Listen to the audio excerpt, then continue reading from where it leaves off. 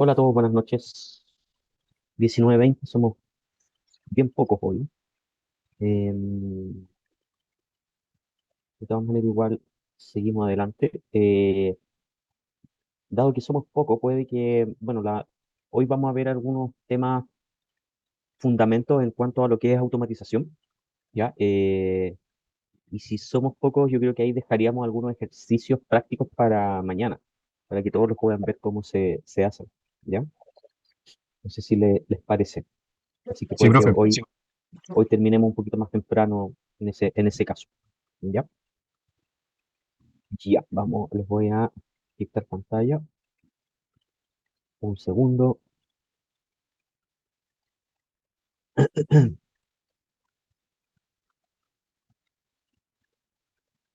Ya. Hoy entramos en lo que es automatización de los procesos, ¿ya? Como se llama el ramo, que se llama programación y modelos geomáticos. Ya, cuando hablamos de programación es porque queremos automatizar ciertas cosas, ¿ya?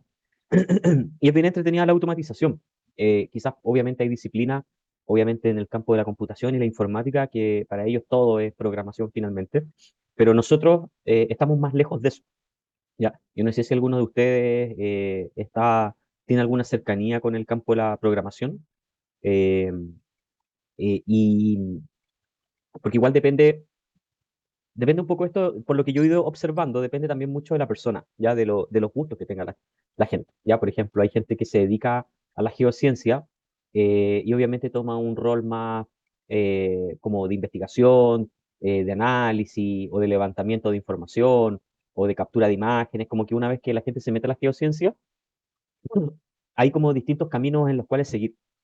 Em, y también he conocido gente que antes de hacer cualquier tipo de estudio universitario, eh, le llamó mucho la atención el campo de la programación y se dio cuenta de que podía programar con ciertos conocimientos de como nivel medio avanzado de computación, pero eh, que en realidad es aprender un lenguaje de cómo escribir ciertas cosas, ¿ya? Por lo tanto, esa afinidad con el mundo informático, después cuando toman o se hacen partícipes de una carrera como esta, se dan cuenta de que tiene un punto de convergencia y que muchos de los procesos que nosotros hacemos pueden ser programados, ¿ya? Obviamente esto también pasa en todas las ciencias.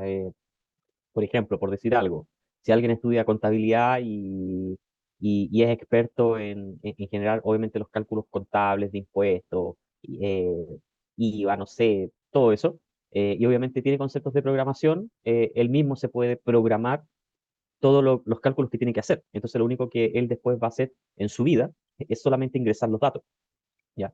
Y acá en el campo, volviendo al campo de la geociencia, me he topado con algunas personas que también que están muy ligadas, por ejemplo, al tema de los análisis principalmente, y que cuando ven de que el análisis que ellos realizan es muy reiterativo, lo programan, ¿ya? Y después, obviamente, cuando uno tiene otro requerimiento, ellos solamente adecúan los elementos de entrada, las capas de entrada, a cómo ellos necesitan que, esta, que este paquete los lea, y finalmente lo que él se demoraba, por decir algo, una semana en general, lo hacía en un par de minutos porque él ya entendió que lo que él hacía era reiterativo y eso reiterativo es programable. ¿Ya? Ahora, los software se dieron cuenta de eso, y es por eso que también en la clase pasada empezamos a hablar mucho de Model Builder, porque de alguna manera, desde el punto de vista más de la ingeniería, no, pero descartando lo que es la informática, em, el ingeniero piensa más en un flujo de trabajo, ¿ya? Nuestras mentes de ingeniero funciona como un gran diagrama de flujo, ¿ya? Por lo tanto, los software se han dado cuenta de esto, y obviamente el analista, el usuario del software, por lo tanto también es un profesional que tiene una mirada más técnica. Por lo tanto, su forma de pensar es un flujo de forma de flujo de trabajo que un diagrama de flujo. Por lo tanto, estos softwares se han dado cuenta de esto y ellos han transformado la programación en lo que se llama la programación básica, y es por eso que se genera Model Builder y tuvo bastante éxito, ¿ya? De hecho, es como muy común también de que los mismos alumnos universitarios salgan de sus carreras ya cuando se egresan, se titulan, con conocimientos de Model Builder, porque se dan cuenta que hay cosas que pueden programar y se dan cuenta que cuando salen a la vía laboral, dependiendo obviamente el puesto, el rol que tenga, generalmente cuando uno más o menos está recién empezando en la vía laboral, siempre a uno le pasan la tarea, los trabajos repetitivos, ¿ya? Y después uno obviamente se va ganando una mejor posición y uno se va moviendo dentro de una empresa a una posición más de toma de decisiones, ¿ya? Donde ya no es repetitivo, pero al principio sí, y muchos universitarios, o sea, en este caso profesionales bastante jóvenes, eh, yo he visto cómo trabajan y siempre buscan por dónde automatizar, ¿ya? Por suerte, para nosotros, si bien cuando hablamos o decimos la palabra programación, inmediatamente pensamos en los miles de códigos que programa un informático, pero en realidad para nosotros, los profesionales de la geociencia, el mundo de la programación, hasta eso se ha automatizado bastante, ¿ya? Entonces hoy en día de manera muy fácil nosotros podemos llegar a ciertas automatizaciones. Dicho eso, lo de la clase de hoy es la base, es lo que vamos a ver hoy es la base que debemos saber antes de lanzarnos a la piscina de la automatización, ¿ya? No porque sepamos programar o sepamos, por ejemplo, cómo hacer un model builder, vamos a poder hacer todo, ¿ya? No es así. En realidad lo que nosotros vamos a hacer es que el conjunto de herramientas que nosotros tenemos en el computador, estas herramientas las podemos ir automatizando. En el fondo lo que vamos a reemplazar el hecho de que nosotros estemos sentados frente al computador apretando teclas y moviendo el mouse para ir de una herramienta yendo a otra herramienta y después a otra herramienta, ¿ya? Ese es el proceso que nosotros vamos a ser capaces de automatizar, ¿ya? Eh, el crear, por ejemplo, códigos y crear algo en base o crear una herramienta que no la tenemos dentro de nuestro computador, eso ya corresponde a otra área que es el desarrollo de software y eso ya sí que se escapa, digamos, como de nuestra base como profesionales de la geociencia. O sea, si alguien se mete en ese mundo es porque exploró y llegó mucho más allá, ¿ya? Pero al nivel de los profesionales de las ciencias de la Tierra, el estándar en el fondo es como conocer la herramienta y los métodos de automatización de los procesos que nosotros podemos hacer, que no queremos hacer repetitivamente finalmente, ¿ya? Eh, dicho eso, vamos a hacer un pequeño repaso de lo que vimos la clase pasada en cuanto a geoprocesamiento, porque si no entendemos el geoprocesamiento o si no lo tenemos fresco, no vamos a poder entender qué vamos a automatizar, ¿ya? O vamos a seguir pegados en pensar que lo que vamos a hacer programando es como programar herramientas nuevas, ¿ya? Y no es así.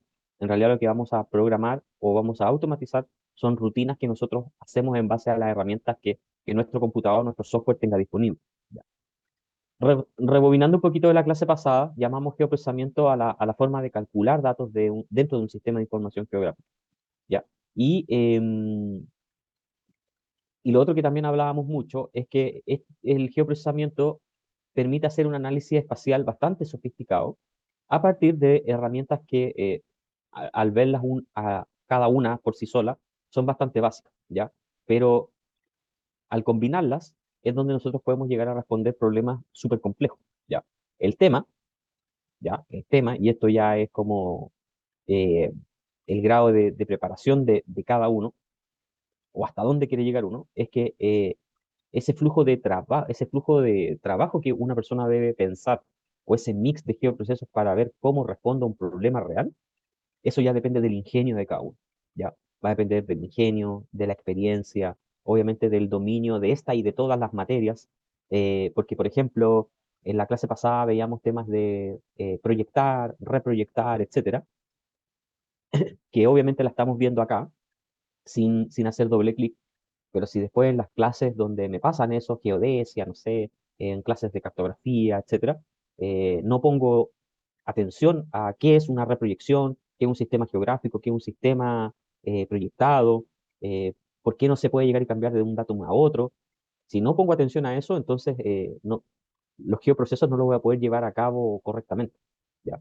Entonces, al final, los geoprocesamientos son pequeñas herramientas que se derivan de como de otras técnicas u otros métodos que van a aprender ustedes a lo largo de de la carrera, ¿ya? Lo mismo, por ejemplo, yo sé que ustedes están en tercer semestre, hay hartas cosas que que todavía falta por que ustedes las puedan abordar correctamente. Eh, pero hay cosas que nosotros, por ejemplo, uno se la debe ingeniar, que no las van a enseñar en la universidad. Eh, si yo, por ejemplo, aprendo de raster, aprendo de imágenes que son una consecución de píxeles, eh, y por otro lado tengo un vector y existe una herramienta que corta, es ahí donde debe venir mi sentido crítico y decir, un vector puede cortar o hacer un clip a un raster, y si no me lo enseñaron, yo lo pudiese como que lo pudiese sospechar y ir a ver si existe esa herramienta, porque me parece lógica que pudiera existir, ¿ya? Entonces, por ejemplo, en lo personal, siempre me recuerda este ejemplo porque a mí me enseñaron todos los procesamientos desde el punto de vista vector, ¿ya? Eh, pero obviamente después uno decía, oye, necesito hacer algo muy similar, algo muy similar, pero a nivel de raster. Por lo tanto, decía, me lo enseñaron todo en vector, pero obviamente todos los geoprocesos que yo pueda hacer a nivel gráfico, sí los voy a poder hacer entre raster y raster y vector. Obviamente, no voy a poder hacer ningún procesamiento con respecto al nivel de la base de datos, ¿ya? Porque el raster, en este caso, tiene bandas, ¿ya? Pero no asocia una gran base de datos como lo tiene un vector. Entonces son conclusiones que uno va sacando de acuerdo a las herramientas que va dando la universidad. Ahora, ¿por qué también no lo enseña la universidad? Porque entendamos de que esto no es infinito, pero es gigante, ¿ya? La cantidad de herramientas que ustedes pueden hacer o las ideas que pueden llevar a cabo son tremendas, ¿ya?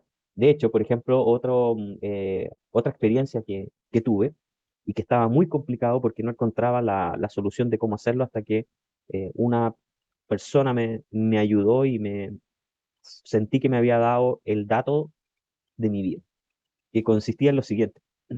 Remontémonos había recién salido el Transantiago, ¿ya? Y como ustedes, no sé, algunos lo vivieron, algunos lo vieron en la noticia, era un caos en la ciudad. Y obviamente empezaron a generarse distintas propuestas, tanto del gobierno como del sector privado, en realidad impulsadas por el gobierno para que el privado las pudiera desarrollar, que era generar aplicaciones para calcular rutas o calcular, por ejemplo, si yo iba a tal lugar, como todo esto estaba nuevo, yo necesitaba saber hacia qué paradero caminar, qué microbús tomar, qué combinación hacer, y después en qué paradero bajarme y hasta dónde caminar, porque también pensemos de que antiguamente en micro amarilla uno en cualquier esquina podía parar una micro, y después con Transantiago eso se regularizó, y ahora solamente en los paraderos que para esa micro, ¿ya? En el que se detiene esa micro, es que eh, es al paradero al que yo me debo dirigir, ¿ya? Entonces, por una parte, todo el trazado, por ejemplo, de Transantiago ya estaba en Shapefile. De hecho, acordándome ahora, estaba en Shapefile y todo el Transantiago se modeló inicialmente en un software que se llama Transcat, ¿ya? Y ahí se hizo como bastante optimización de cuáles deberían ser los recorridos, los troncales, los alimentadores, etcétera. Ya todo eso se hizo en ese software. Y cuando uno pedía la información en Shapefile de los recorridos de Transantiago, te llevaba unos recorridos en un sistema coordenado muy raro. La cosa que llegaba en negativo. De hecho, llegaba todo en negativo. En ese tiempo, en la empresa donde estaba, se nos pone el desafío de movernos rápidamente y ser, ojalá, la primera empresa en hacer algo con respecto al lo que se llamaba, de hecho salió la aplicación que se llamaba ¿De dónde para dónde? Y así se llamó la aplicación. Y el primer desafío era, oye, Cristian, mira, ahí están los files y venían en negativo. Ya. Lo primero fue una investigación de los negativos, vimos de que en realidad seguramente habían algunos problemas de exportación del file y que si eso lo pasábamos a positivo, llegábamos más o menos a un sistema ya más, como a una posición, estábamos cocinando realmente, ya lo que se llama en la jerga, no sé si en la topografía lo usas, pero siempre mis compañeros de geomensura decían que en la jerga que cocinaban, ¿ya? Partíamos cocinando. Entonces pasábamos todo a positivo y ahí más o menos veíamos que los datos ya tenían lógica y que se posicionaban sobre Santiago. Y luego nos tocó como intentar descubrir por el posicionamiento y por el desplazamiento, que la experiencia después uno se la da, podíamos descubrir más o menos en qué datum venía, ¿ya? Y finalmente dimos con el datum, por lo tanto lo pudimos llevar a un sistema ya y ahí utilizamos en este caso este geoproceso de proyectar, ¿ya? De darle o definir una proyección. ¿Se acuerdan que lo vimos que decía ahí define projection? Y con eso podíamos definirle una proyección a esa capa. em, y, eh, y luego que teníamos la capa lista para empezar a ponerle inteligencia de ruteo, no sé si ustedes ubican una empresa Tata, que es una empresa de origen indio, de India, que es una empresa, un monstruo en temas de programación, y tenía oficinas en Chile. Y se nos comunica de que íbamos a hacer una alianza con Tata, porque Tata iba a poner todo el tema de infraestructura de servidores, porque imagínense la cantidad de gente haciendo la consulta a esta aplicación, no iba a haber servidor que aguante, remontémonos a esa fecha, hoy en día ya quizás puede ser algo bastante fácil utilizando la nube, ya, pero en ese tiempo no era así, en realidad tú comprabas servidores que costaban mucho dinero, fácilmente pues, te podrías gastar en un buen servidor 80, 100 millones de pesos, que para la época era mucha plata, y resulta que si lanzabas ahí una aplicación exitosa, te reventaban el servidor, ¿ya? Lo colapsaban. ¿Ya? Entonces Tata se iba a hacer cargo de esto y empezamos a ver cómo trabajar el tema de las rutas, etcétera, etcétera. Y bueno, Tata, como obviamente en temas de desarrollo y eso nos llevaba bastante delantera, ellos nos dicen, debemos construir grafos, ¿ya? Eh, y yo, que, que era un grafo, o sea, tenía cierta noción, pero yo en esa época aún pensaba que todo me lo iban a entregar en bandeja, y no era así. Y bueno, grafo básicamente es que en todos los lugares donde tú te puedas cruzar con otra línea, en este caso con otro recorrido, es que tú tenías la opción como de bajarte de la micro para poder tomar otra micro, ¿ya? Y así en el fondo los software podían hacer el cálculo de ruta óptima. Obviamente, más que donde se intersectaran ambas líneas, tú te tenías que bajar en el paradero, entonces tenías como otra derivada más, ¿ya? Entonces, ¿cómo hacíamos este gran corte? ¿Ya? Y yo había pasado por una clase muy parecida a la de ustedes, donde se me habían presentado todos los geoprocesos y no había ningún geoproceso que hiciera el grafo, que en el fondo era generar estos cortes donde se intersectaran los recorridos de mí. Eh, y estaba en problemas, porque en realidad me habían puesto el desafío, a mí me gusta tomarlos y todo el tema, eh, y me decidí escribirla en ese tiempo a R, ¿ya? Y le dije, oye, necesito hacer esto, y veo que la herramienta, el software no trae ninguna forma de hacerlo, ¿ya? Eh, y me dicen que efectivamente el software no lo hacía, ¿ya? Y después me mandan un segundo correo, ¿ya? Bueno, hasta ahí yo había dicho, oye, el software no lo hace, parece que esto no lo vamos a poder hacer, etcétera, etcétera, o a menos que hagamos algo manual, que nos vamos a demorar quizás cuántos meses armando grafos manuales. Eh, y me mandaron después un segundo correo con una automatización que había creado una persona y que la había compartido con R. Y básicamente lo que hacía era que el geoproceso, donde encontraba una intersección con otra línea, generaba un corte. ¿Ya? Eh, Ahora, hacer eso hoy en día es como bastante más amigable porque hoy en día existe como mucha socialización de los códigos, de lo que de lo que está haciendo la gente, como que los repositorios hoy en día son mucho más abiertos. Ya en ese tiempo nada de eso.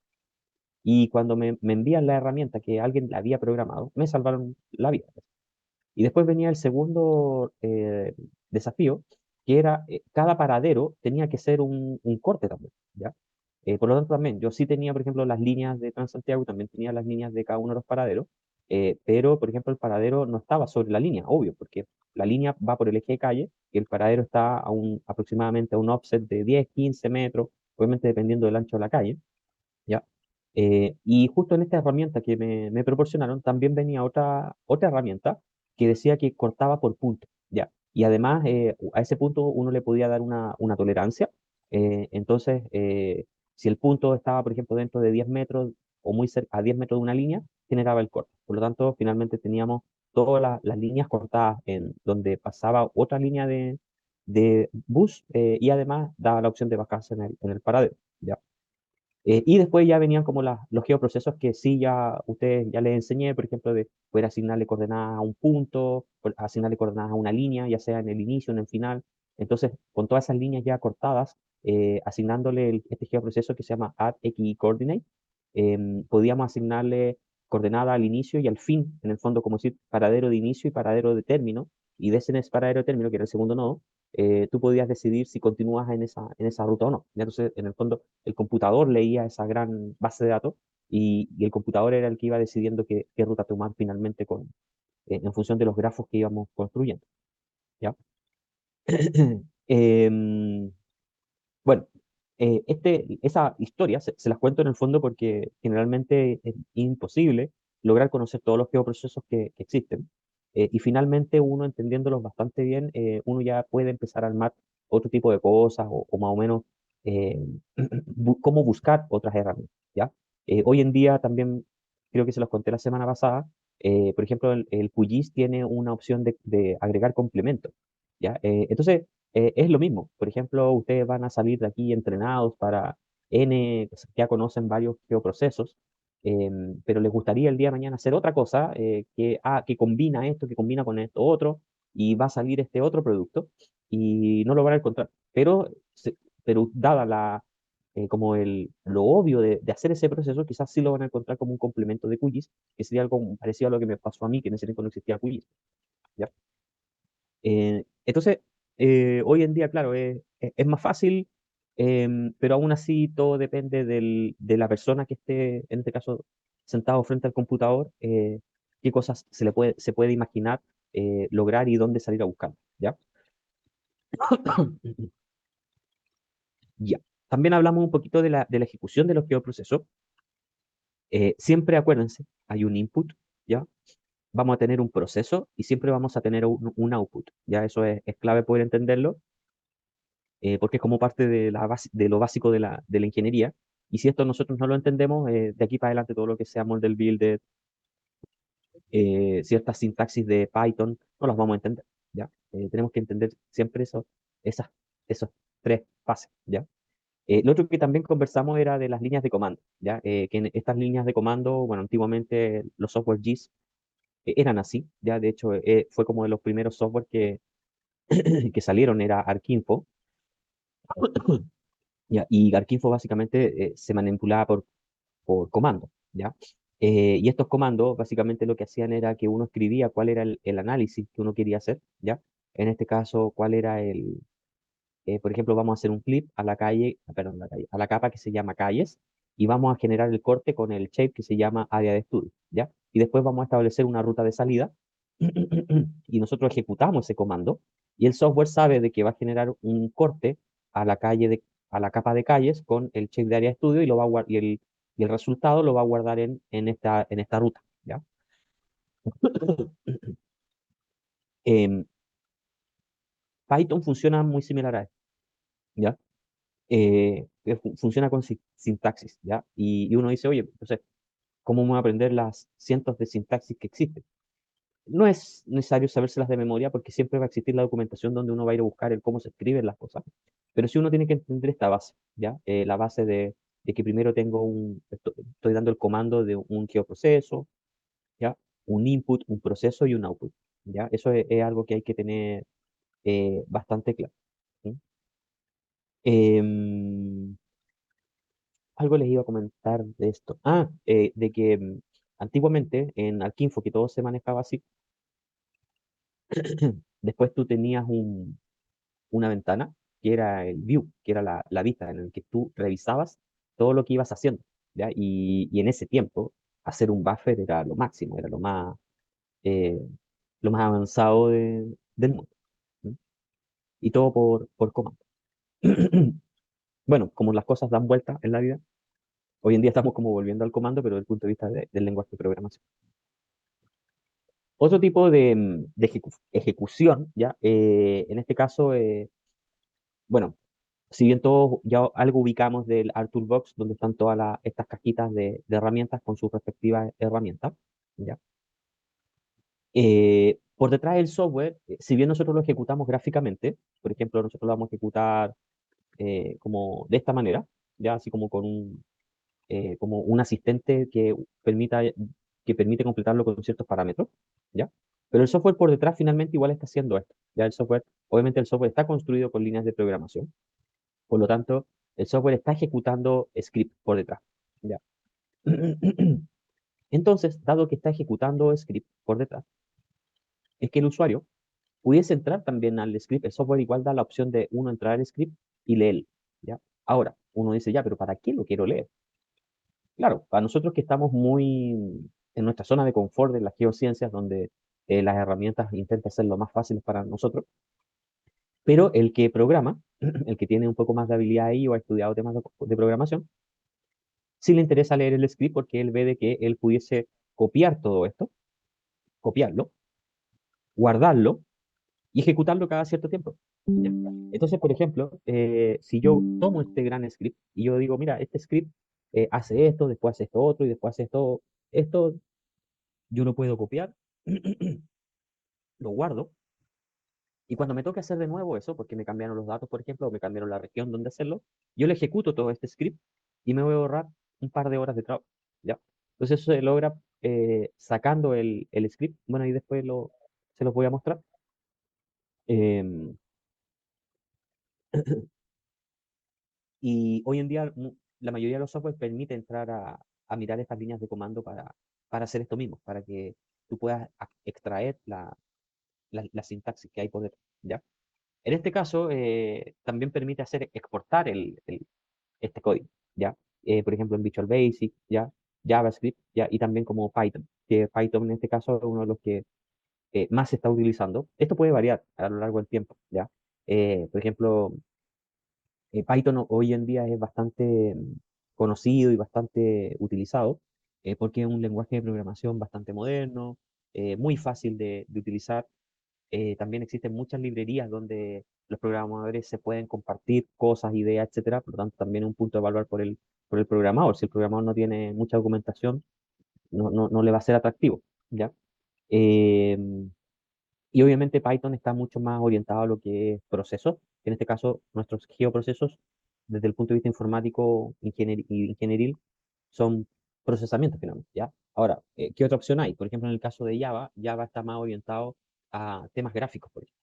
¿Mm? Por eso cuando uno siempre escucha Java, para los que no, así como que no están tan familiarizados con los lenguajes de programación, ahora les puede calzar como ciertas cosas, como si, oye, mira, ¿sabes qué? Ando buscando que alguien me ayude a hacer una página web o a hacer un aplicativo que sea bonito, que haga esto otro, ya, ¿y en qué lo quieres construir? No, lo quiero construir en Java. Ah, ¿por qué? Porque el Java se ajusta más a temas gráficos, ¿ya? El Python se ajusta más a temas de procesamiento. Para suerte nuestra, es que los software han entendido que el tema de programación no es para todos, ¿ya? Pero también nosotros siempre tenemos la necesidad de hacer algún tipo de programación, por básica que sea, eh, y podemos hacer algún tipo de programación gráfica, como les dije. ¿Ya recuerden esto?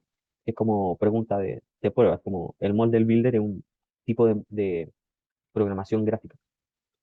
Entre paréntesis, hablando de prueba, ahora tienen que hacer un trabajo de ARPAI, como se los dije, ya, tengo que subir la rúbrica, sin falta mañana va a estar arriba, eh, donde si bien no va a haber prueba de esto, de lo que estamos viendo ahora, pero para que ustedes puedan tener un buen desempeño en el informe, deben entender y escuchar un poco de esto, ¿ya?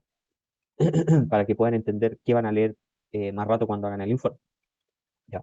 Bueno, en Model Builder permite ejecutar secuencias de una cadena de herramientas mediante programación gráfica y se comporta exactamente igual que todos los demás instrumentos, dado que los modelos son incrustaciones de varias herramientas. ¿A qué nos referimos con los otros instrumentos cuando hablábamos de ejecutar la herramienta directamente de Toolbox o generar o ejecutar la herramienta, por ejemplo, desde un script? ¿Ya? Todos hacen lo mismo, ¿ya? ¿Por qué? Porque todos están apuntando a la misma herramienta que está almacenada en el software, ¿ya? Por ejemplo, acá en Model Builder yo no podría ejecutar una herramienta de la cual yo no tengo permiso de ejecutar o no existe, ¿ya? Eso ya, como les dije, pasaría a ser em, más, eh, algo más orientado al desarrollo de software, a generar algo nuevo, ¿ya? Y acá en lo que es automatización vamos a automatizar las herramientas que ya poseen, ¿ya? Bueno, todo esto, lo básico, la base de todo es que podemos pensar siempre en diagrama. Eh, Eso es como lo básico desde el punto de vista de la ingeniería, ¿ya? Ahora, esto, bueno, algo vimos también harto de esto de cómo se ejecuta un proceso Model Builder. Lo vimos, pero no lo profundizamos tanto. Ahora me recuerdo. Aunque este ejemplo lo vimos, que era entraba un raster, ¿ya? Entraba un raster, luego teníamos una capa, en este caso al dar el apellido de feature, entendemos que un elemento, ¿ya? Y un elemento es un vector. Entonces, en este caso tenemos al leer esto, inmediatamente nosotros decimos, entra un raster, ¿ya? Y el corte lo va a hacer un vector, ¿ya? Y ambos se van a juntar, en este caso, en una cajita que va a ser el proceso, ¿ya? Y obviamente, este al ser catalogado e identificado como raster, perdón, como input, ¿ya? Eh, se deduce inmediatamente de que este elemento, este vector, va a cortar el raster y no al revés. ¿Cómo tendría que ser para que esto funcionara al revés? Ya que también se puede hacer. Es que acá dijera, aquí debería decir input feature y acá dijera clip raster. Y ahí se entiende de que la forma del raster va a cortar al vector. Ya, pero acá no, no lo es. ¿Ya? El raster va a ser cortado por un vector. Y de salida vamos a tener un raster cortado, ¿ya? Con la forma del vector que generó el corte. Ahora, cuando tenemos el raster cortado, si bien es un output, pero luego que es un output, este vector, perdón, esta capa, porque en realidad es un raster, ahora puede ser input de otro nuevo proceso. ¿Ya? Entonces, si bien es un output, pero el proceso puede continuar.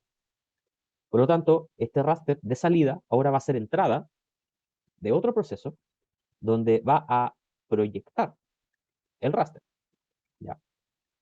Que es la herramienta, como habíamos hablado, por ejemplo, la de definir proyección, por ejemplo, que podemos decir que este fue cortado y tenemos un raster que no tiene proyección, pero sí está georreferenciado sobre el mapa, pero al ver sus metadatos no tiene ninguna proyección. Entonces, con la herramienta Project Raster, nosotros podríamos decirle, una vez que está listo, asígnele una proyección y la salida, el output, va a ser el raster proyectado. Ya. Acá, según este proceso, hasta ahí llega. ¿Esto podría continuar? Sí, podría continuar. Muchos otros procesos más, ya, pero de acuerdo al ejemplo, hasta ahí llega. Este ejemplo también lo vimos, que es un poquito más complejo, donde vimos temas de reclasificación y ahí también ya se lo expliqué, ¿ya? Em, Me imagino que no es necesario que lo vuelva a repetir, o no sé si se entendió ayer, porque igual lo vimos como al principio de la clase, donde no tenían bien clara la materia. ¿Lo entendieron ayer o lo quieren repasar? Yo por lo menos lo entendí, profe, pero me repasáis de corto, no sería bueno. Ah, ya. Una repasadita corta. Ya, este es un poquito más, tiene como em, más proceso. Básicamente lo que se quiere hacer acá es establecer dentro de una ciudad sitios potenciales para poner parques. Entonces, ¿cuál es el criterio para poner parques? Lugares donde haya mucha población y además estén muy lejos de otros parques, ¿ya? Entonces, lo primero que vamos a hacer en este caso es tener la población, que en este caso, por ejemplo, y previamente uno puede preparar los datos a nivel de manzana, y sabemos de que para hacer un análisis de densidad, porque acá vamos a ejecutar la herramienta que se llama Point Density, pero no va a ser densidad de puntos. Pero obviamente en Chile y en casi todos los países el censo va a venir en polígonos de manzana, ¿ya? De todas maneras, si yo quisiera hacer un mapa de densidad, de hecho, en el mismo caso de Chile, no me van a servir las manzanas, entonces voy a tener que transformar mis manzanas en puntos, ¿ya? Por lo tanto, cada manzana se va a pasar a ser un centroide, y el centroide va a almacenar la cantidad de población que hay dentro de esa manzana. Entonces, eso a mí me va a permitir hacer un análisis de densidad.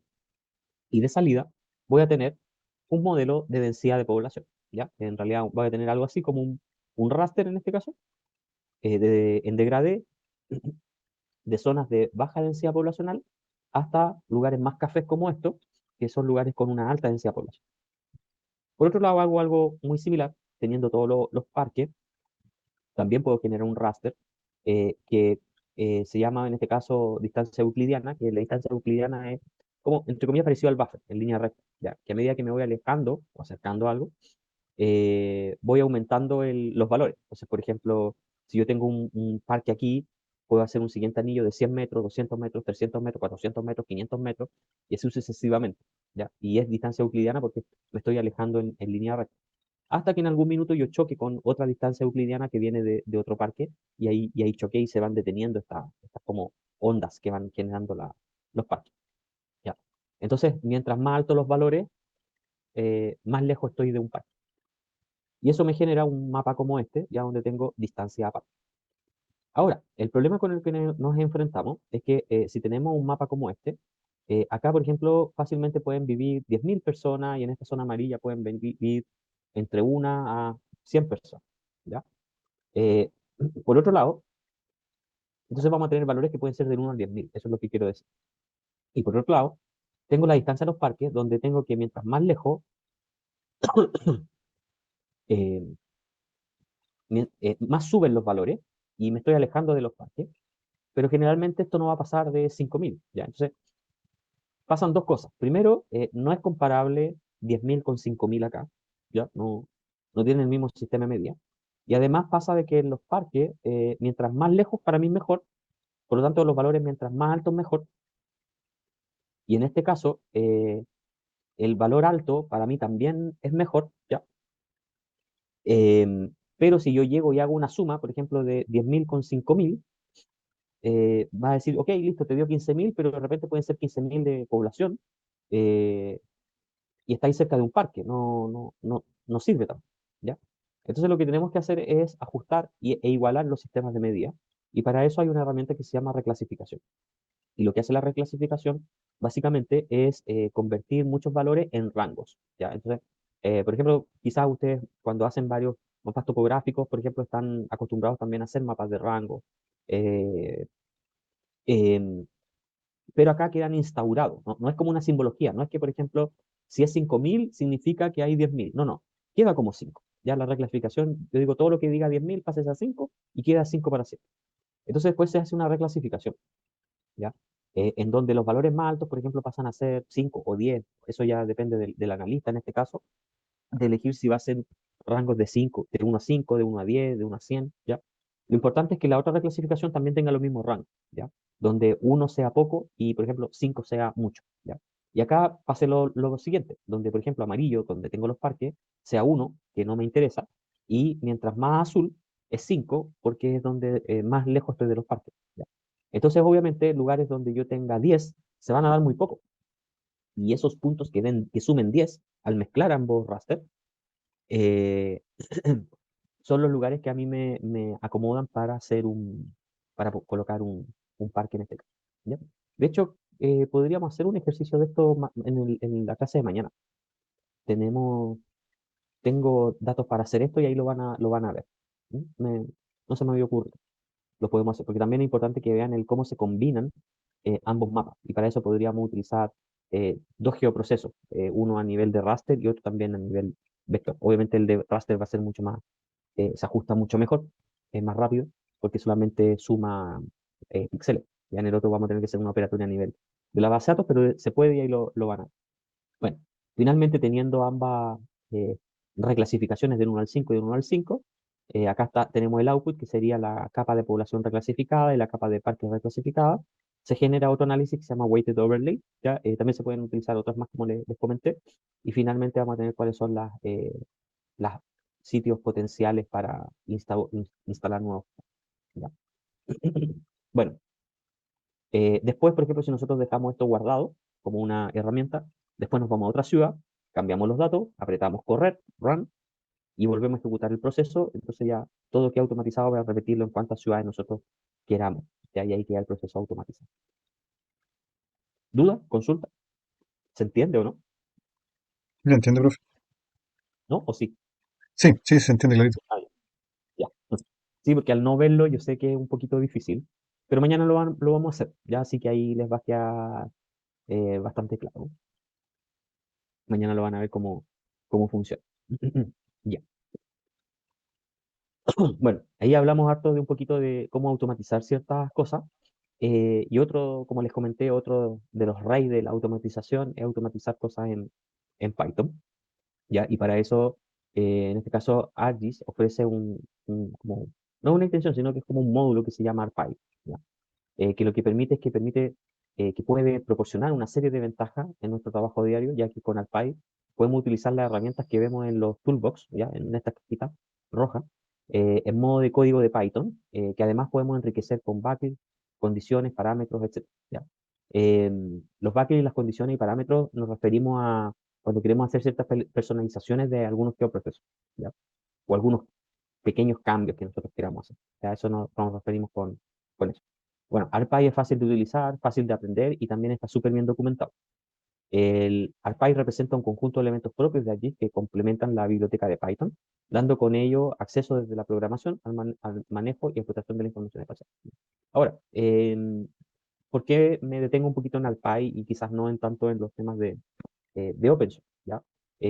Principalmente porque, por ejemplo, en QGIS se pueden hacer estas cosas en Python, se pueden, ¿ya? Pero son levemente más complejos, ¿ya? Como que ahí sí hay que tener ciertas nociones de Python. De hecho, mucha de la gente que yo conozco que trabaja con Python en QGIS es porque ha tomado algún tipo de clase o ha hecho cosas con Python anteriormente, ¿ya? En cambio, cuando uno eh, está eh, como por primera vez eh, tirando manos en temas de programación, el mejor paso en este caso es darlo en ARPy, porque está muy pensado en el profesional de las geociencias que no viene del mundo de la informática.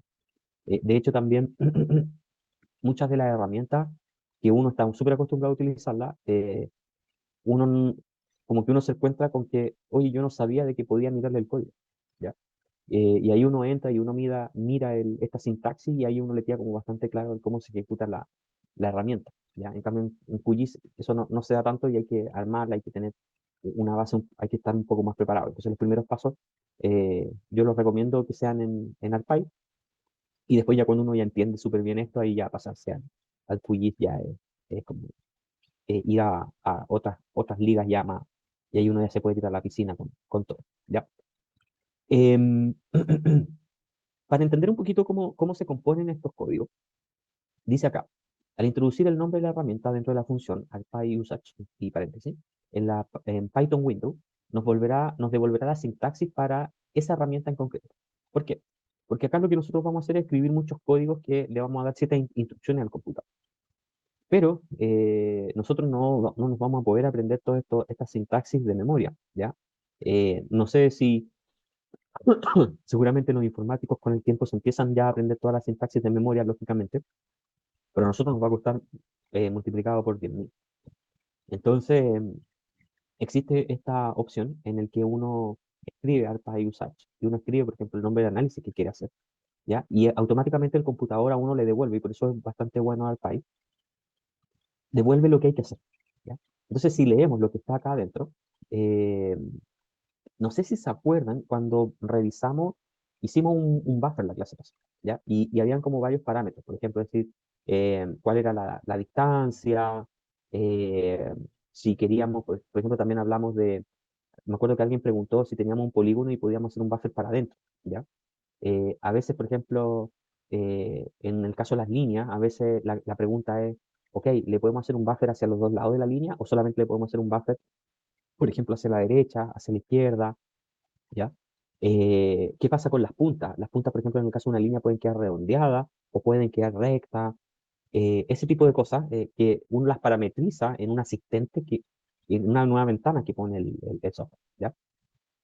Entonces acá vamos a hacer lo mismo, pero desde el punto de vista de código. Entonces, cuando uno escribe ARPy usage buffer analysis, el computador a uno le devuelve diciendo, "Mira, si tú quieres ejecutar buffer analysis, lo primero que tienes que hacer es poner como entre paréntesis cuál es el elemento de entrada, ¿ya?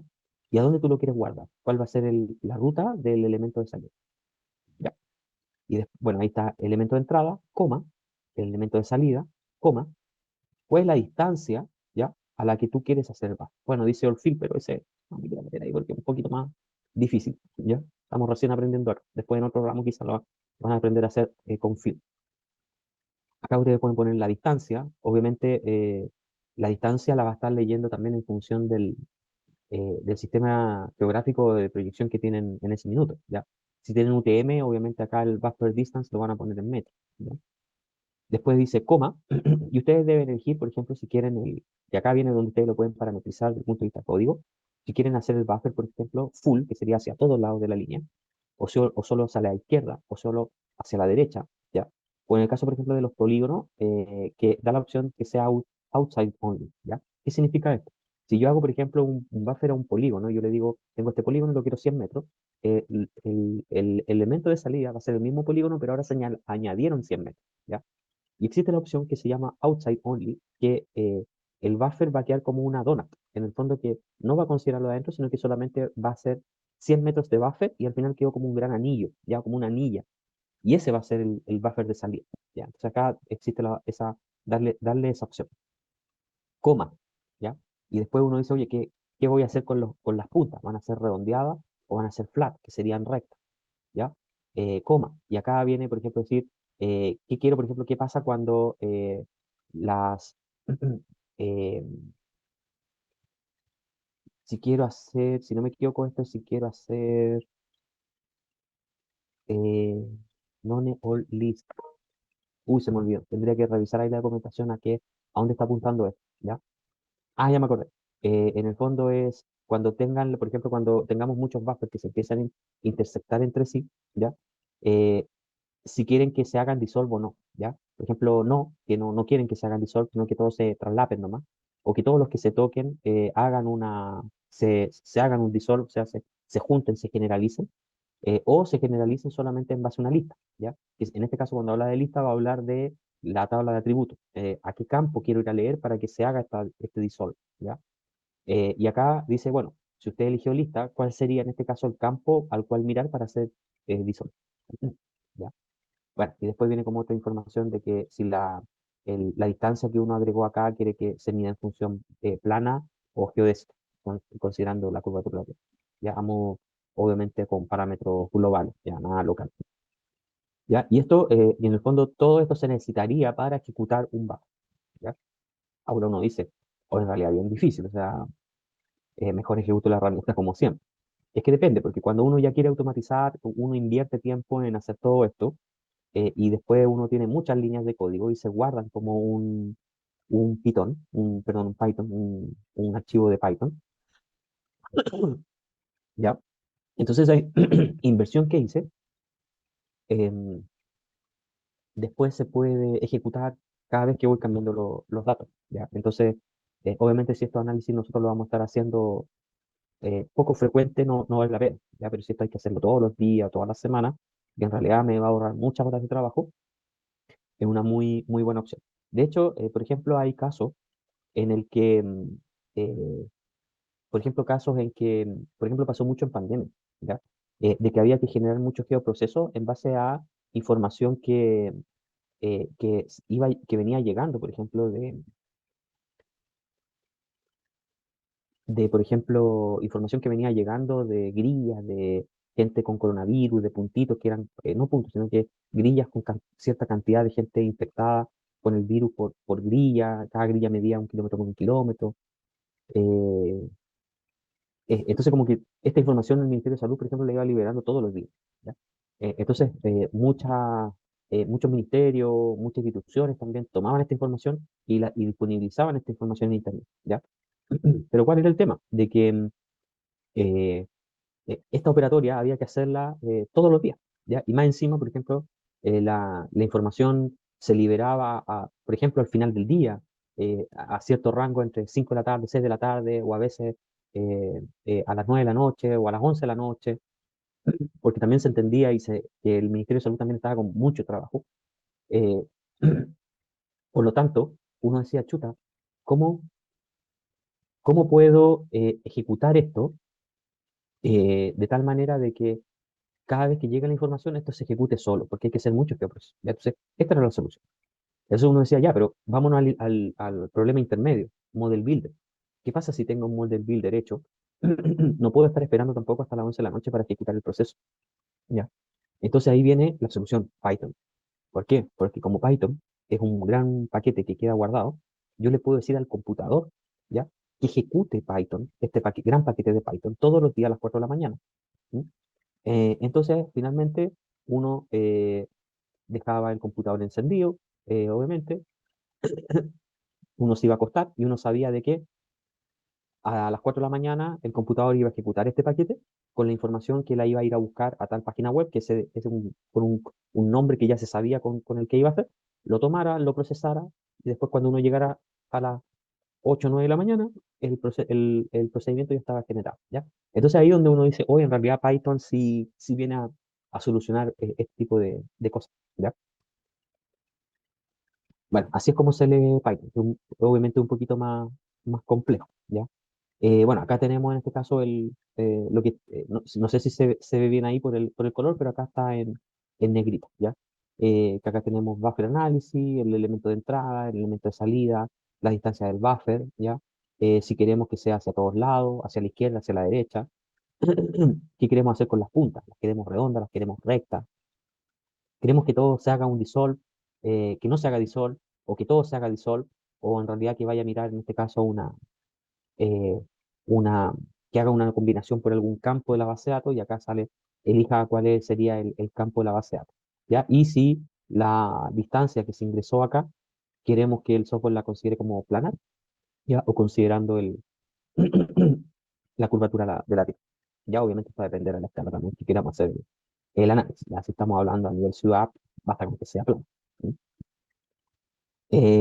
Bueno, y así como estas cosas, uno dice, oye, ¿esto cómo lo aprendo?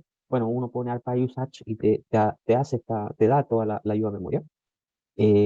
Otras opciones son que hay de esto de ARPA hay mucha documentación. O la otra es que también, que les voy a mostrar después en la próxima clase, que va a ser como más práctica, les voy a mostrar también cómo ir a sacar esto, porque lo bueno es que el ArcGIS muestra el código de la herramienta. ¿Ya? Bueno, acá está, de hecho, acá está, lo que les estaba comentando recién. Ya una opción es que ustedes abran la ventana de ARPA y dice desde los toolboxes, que serían estas cajas de herramientas, se puede seleccionar la herramienta que se desee y arrastrarla hasta la caja de Python, hasta la ventana de Python, perdón, y nos aparecerá en la parte derecha la sintaxis para esa herramienta. Entonces, si yo digo, ¿sabes qué? Estoy programando y quiero programar en este caso un intersect, ya arrastro el intersect hacia mi ventana de Python y automáticamente acá me va a salir todo el IO memoria que necesito para armar este código que quiero dejar programado finalmente. ¿Ya?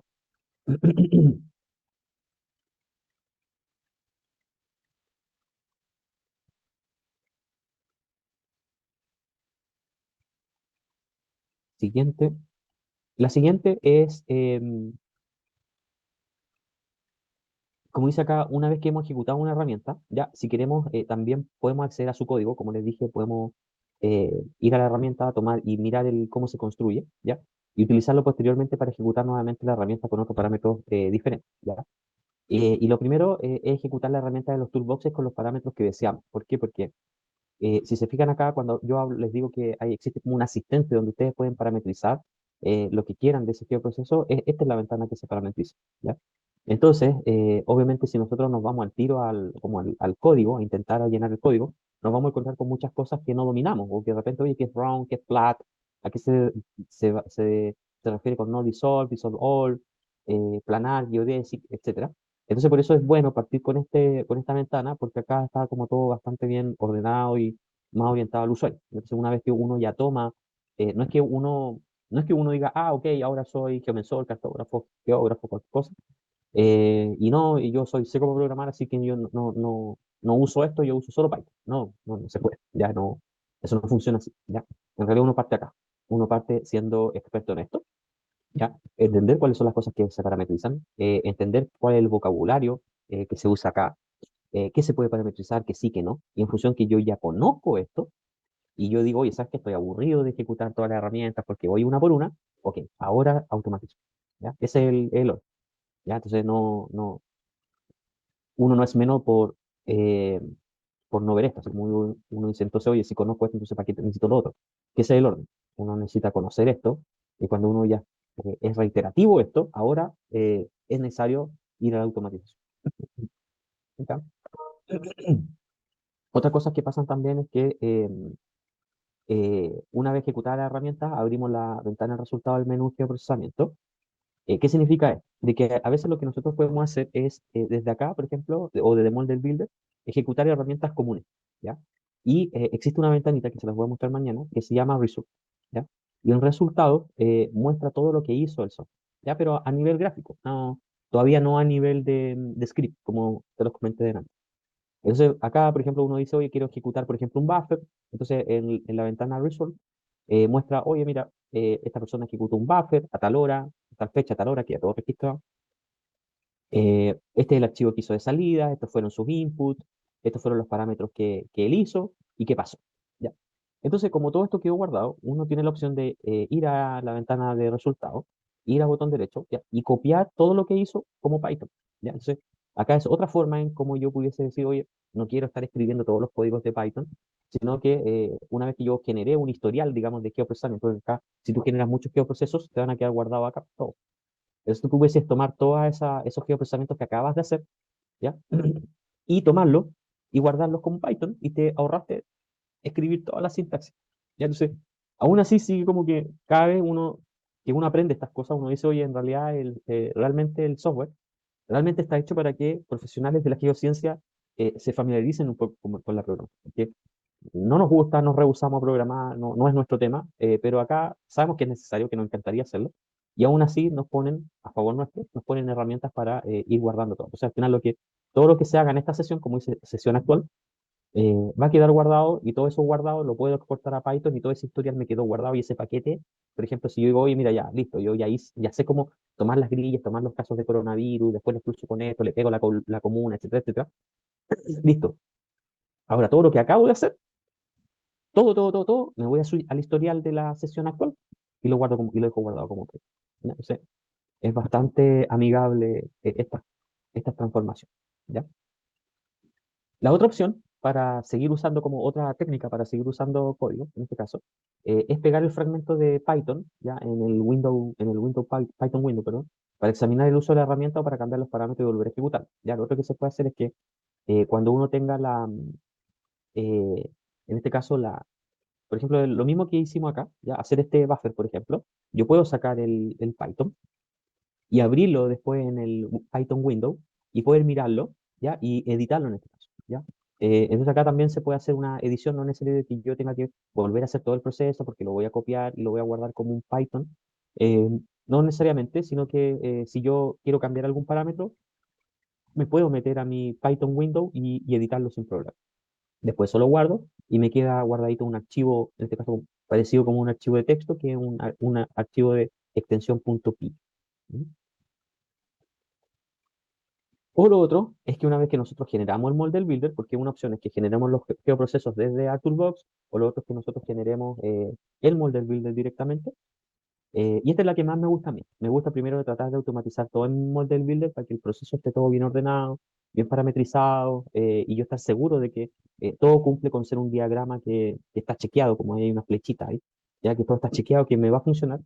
Y una vez que estoy listo, exporto mi modelo a un Python script. ¿Ya? Y ahí quedo con el archivito .py guardado y lo puedo ejecutar en un computador cuando yo quiera.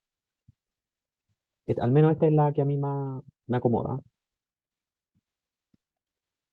Bueno, lo otro es que también una vez que ya está exportado todo como script, se puede abrir en otro software como el PyScripter, donde podemos ver el modelo Python y ARPy, ya porque en realidad ARPy obviamente piensen que ARPy significa de que es un lenguaje de Python, perdón, que va a llamar comandos geográficos, ¿ya? Y entendamos de que Python no es solamente para geográficos, sino que está hecho para ejecutar muchos tipos de procesos, ¿ya? Em, entonces a veces uno dice, esto ya es más avanzado, cuando uno quiere llegar más allá, uno quiere decir, ok, entendí cómo funciona ARPy, ya pude generar muchas líneas de código automáticamente, obviamente, ya. Pero me gustaría hacerlas, integrarlas con otras cosas, ya, como por ejemplo de que, no sé, por el resultado después esté en un Excel, no sé, eh,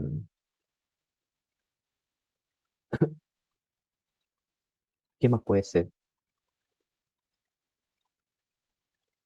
Puede ser, por ejemplo, de que se integre con otro programa o con otras líneas de código que hacen otra cosa, ¿ya? Entonces, eso obviamente ARPy no lo va a hacer, ¿ya? Entonces, ahí es donde es necesario, por ejemplo, ya abrirlo en un editor de Python y acá finalmente se pueden unir todas estas líneas de código porque finalmente esta unión el computador lo va a entender, porque el computador va a entender muy bien que va a decir, abre este programa, saca esta información, ahora empieza aquí a procesar. lo que salió, ábralo en este otro programa, ejecute este otro script, por ejemplo, y el resultado, mándelo por correo, por ejemplo. Entonces ahí tenemos como una seguidilla de muchos procesos, pero no todos geográficos, ¿ya? Y eso, esa como gran script finalmente, se deja almacenado en el computador porque el computador lo va a entender por completo, ¿ya? Y por último, lo bueno también para los que les guste este tema y quieran seguir investigando, y acá está como el dato para el trabajo también que tienen que hacer, em, es que hay mucha documentación en las ayudas de ArcGIS, donde ahí hay mucha información y se puede acceder al código de Python y de ARPy principalmente.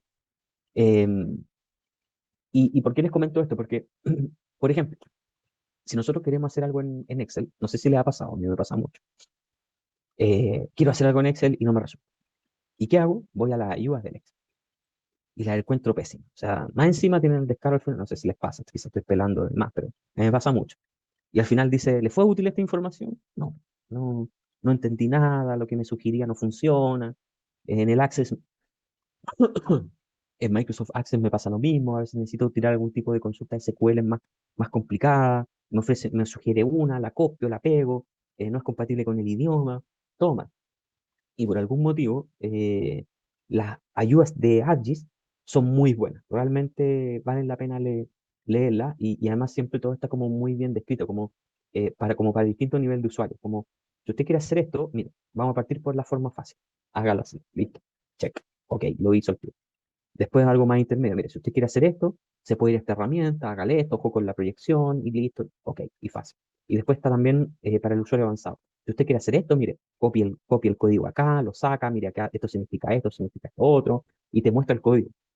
¿Ya? Entonces eso es lo entretenido de usar las ayudas de ArcGIS en este caso. ¿Ya?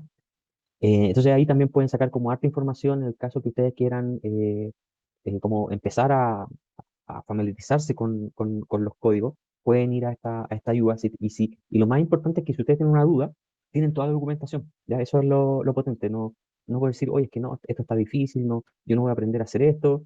En realidad, si ustedes saben la base, ya entendieron cómo leer un código, cómo exportarlo, cómo guardarlo, que es lo que le acabo de mostrar, después empezar a juntar códigos. Y si hay algo que ustedes no entienden, está en la ayuda. Es muy, muy bueno. ¿Mm? Así que eso, ¿ya? ¿Alguna duda? ¿Consulta?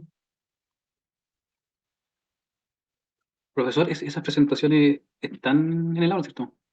Deberían estar en el aula. No sé si alguien puede, por favor, revisarla. Yo le mandé toda a la universidad. Y si no, avísenle a Jonathan y alguien más tengo el número, no me acuerdo. Y me acuerdan y se la envío. Por acá estoy, profe, para que le envíe nomás. ¿Cómo? ¿Perdón? Por acá estoy para que le envíe, en caso de que por WhatsApp. No, ya, Jonathan. Ya, igual se la envío.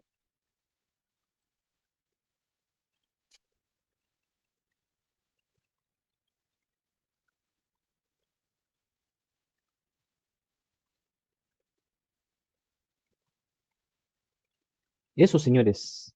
Eso por hoy. Mañana, última clase, ahí vemos algunos temas más prácticos de esto.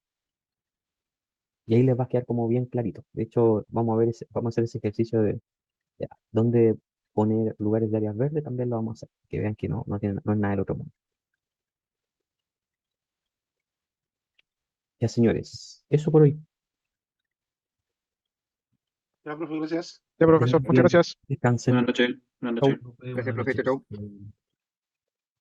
Chao, profesor. chau, chau.